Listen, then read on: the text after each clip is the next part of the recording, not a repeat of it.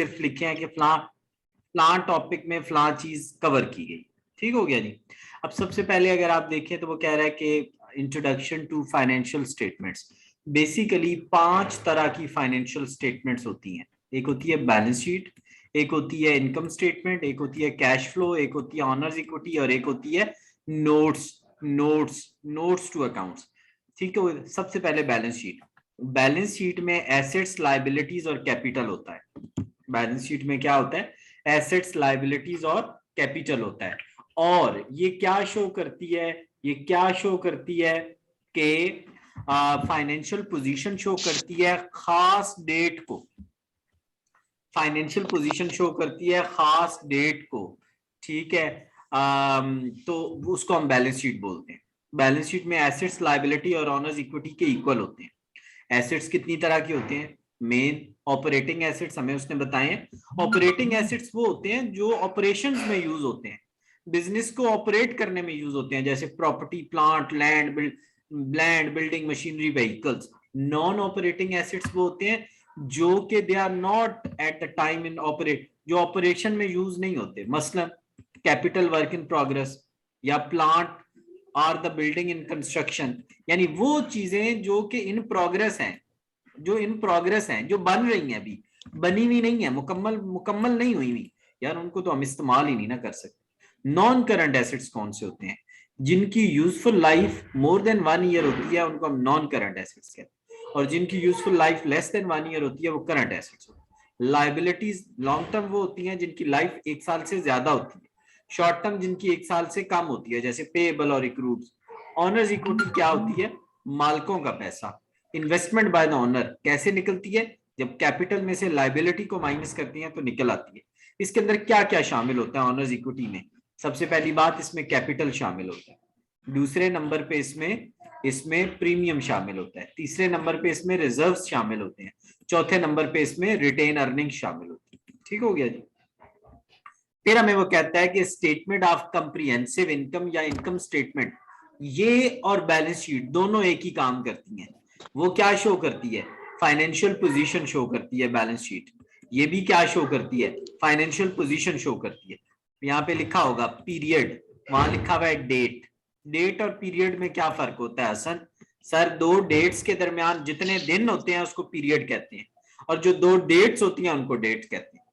देखिए, 1 जनवरी और 31 दिसंबर ये दो अलग अलग डेट्स हैं, लेकिन इनके दरमियान 365 जो है वो 365 जो है वो पीरियड है।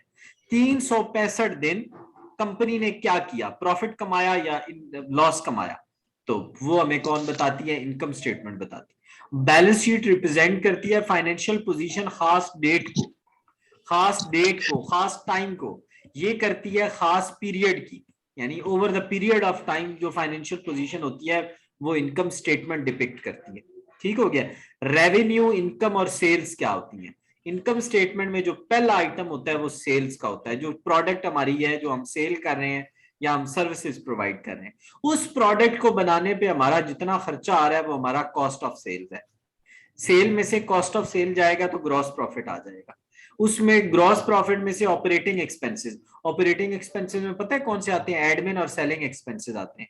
जब हम इनको माइनस करेंगे एडमिन और, तो हमारा ऑपरेटिंग प्रॉफिट आ जाएगा। ऑपरेटिंग प्रॉफिट में हम क्या करेंगे? इंटरेस्ट को माइनस करेंगे, EBT, earning before interest and taxes निकल आएगी। इस ऑपरेटिंग प्रॉफिट को ही, ऑपरेटिंग प्रॉफिट का एक और नाम है EBT, earning before interest and taxes.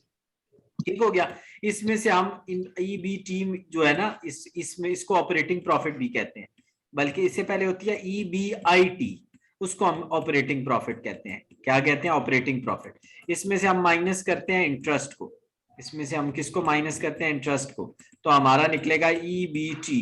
क्या निकलेगा? ईबीटी, प्रॉफिट बिफोर टैक्स या earning before tax. Profit before tax और अर्निंग बिफोर टैक्स एक ही चीज के दो नाम है। इसमें से हम टैक्स को माइनस करेंगे, टैक्स, तो हमारा नेट प्रॉफिट या नेट इनकम निकल आएगा। क्या निकल आएगा? नेट प्रॉफिट या नेट इनकम निकल आएगा। इसको नेट अर्निंग भी बोलते हैं। अब ईबीटी और ऑपरेटिंग प्रॉफिट एक ही चीज है। उसमें से इंटरेस्ट माइनस हुआ तो ईबीटी निकल आया या पीबीटी। पीबीटी होता है प्रॉफिट बिफोर टैक्सेस और ईबीटी होता है अर्निंग बिफोर टैक्सेस। एक ही चीज के दो नाम है। ठीक हो गया। अच्छा, EBITD earning before interest taxes and depreciation, ठीक हो गया। नेक्स्ट जो हमारी स्टेटमेंट होती है वो होती है cash flow statement. Cash flow statement हमें ये बताती है कि कंपनी के पास कितना कैश मौजूद है, राइट। कैश में सबसे पहले हमारे पास जो कैश होता है वो ऑपरेटिंग कैश फ्लो होती है। ऑपरेटिंग कैश फ्लो होता है कि हमारा ऑपरेशन में कितना कैश है। ऑपरेशन से क्या मुराद है, जो बिजनेस का कोर, जो कंपनी का कोर बिजनेस है उसमें कितना पैसा लगा हुआ है, वो कैसे निकलता है, जब हम ऑपरेटिंग इनकम में डेप्रिसिएशन को ऐड करते हैं। ऑपरेटिंग इनकम मैंने क्या बताई थी आपको, ईबीआईटी। जब हम ईबीआईटी में डेप्रिसिएशन को ऐड, टैक्सेस को माइनस और change in working capital. Change in working capital क्या होता है sir, work current assets minus current liability, ये होता है वर्किंग कैपिटल। हमने वर्किंग कैपिटल साल के शुरू का निकाला, वर्किंग कैपिटल साल के एंड का निकाला, ई फॉर एंड। और फिर हमने क्या किया, जो हमारे दोनों है ना, एंड वाला और बिगिनिंग वाला, उन दोनों को जब हम माइनस करेंगे तो वो निकल आएगी change in working capital. Change in working capital निकल आएगी। समझ आ गया ना, change in working capital. Sir पहले करंट एसेट में से करंट, फिर करंट में से करंट माइनस, दोनों के आंसर आएंगे उनको माइनस, तो वो चेंज इन वर्किंग कैपिटल होता है। नेक्स्ट आ गई cash flow from investing activities. देखो, इन्वेस्टिंग एक्टिविटीज हमारी वो एक्टिविटीज होती हैं कि हम नई इन्वेस्टमेंट करने लगे हैं, या तो हम पुराना एसेट बेचने लगे हैं या खरीदने लगे हैं, या तो हम पुराना एसेट बेचने लगे हैं या खरीदने लगे हैं, उसको हम कहते हैं इन्वेस्टिंग एक्टिविटीज, ठीक हो गया। द टाइप ऑफ एक्टिविटी में include capital expenditure, landing money and sale of investment. जो हमारे पास कैपिटल एक्सपेंडिचर का मतलब होता है बड़ा कोई बड़ी चीज खरीदना, मसलन कोई बड़ा मशीन खरीदना, कोई लैंड खरीदना, कोई फर्नीचर खरीदना, उसको कैपिटल एक्सपेंडिचर कहते हैं। Landing money and sale of investment, हमारे पास को बड़ी इन्वेस्टमेंट पड़ी थी, हमने उसको बेच दिया, ये देखें परचेज ऑफ फिक्स एसेट, या उसने हमें कहा है परचेज ऑफ इन्वेस्टमेंट इंस्ट्रूमेंट।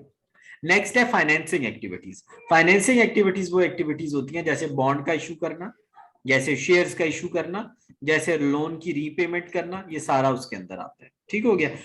अब चौथी स्टेटमेंट कौन सी थी सर, चौथी स्टेटमेंट है ऑनर्स इक्विटी। ऑनर्स इक्विटी क्या होती है सर, आपने पहले भी तो बताया, कैपिटल रिजर्व्स, प्रीमियम और प्रॉफिट को जब ऐड करते हैं तो ऑनर्स का पैसा बन जाता है, ऑनर्स का पैसा बन जाता है। इसमें कितनी चेंज आई है वो हमें ये बताएगी। फाइनेंशियल एनालिसिस क्या होता है, फाइनेंशियल एनालिसिस वो प्रोसेस होता है जिसमें हम किसी भी business, project, budget, finance related transactions को एनालाइज करते हैं कि ये हमारे लिए बेनिफिशियल हैं या नहीं है, वो हमें बताता है फाइनेंशियल एनालिसिस। एब्सोल्यूट एनालिसिस क्या होता है, we get all information from financial. तो एब्सोल्यूट एनालिसिस के बारे में जो अगर हमने करना हो तो हम क्या करेंगे, we get all information from financial statements, for example sale analysis. Absolute analysis होता है कि हमने फाइनेंशियल स्टेटमेंट्स को पढ़ना है और जो भी चीज हमारे रेलेवेंट है हम उसको देख लेते हैं। अब हसन यहां से ना रिलेटिव एनालिसिस स्टार्ट हो गया।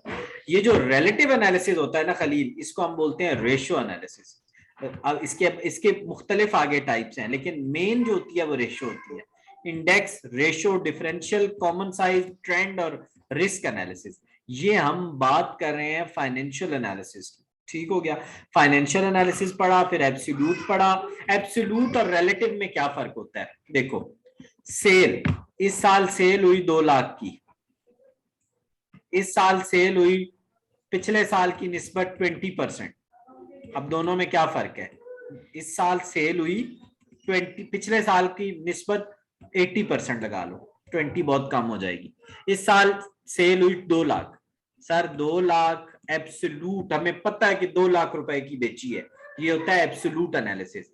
जब हम किसी चीज को परसेंटेज में या किसी के साथ उसका रिलेशन बनाते हैं, इस साल की सेल का पिछले साल से जब हम रिलेशन बनाएंगे उसको कहते हैं रिलेटिव एनालिसिस। अब बात समझ आ गई, जब हम एक चीज को दूसरी चीज से कंपेयर करते हैं तो वो रिलेशन बनता है, रिलेशन बनता है तो वो रिलेटिव एनालिसिस बनता है।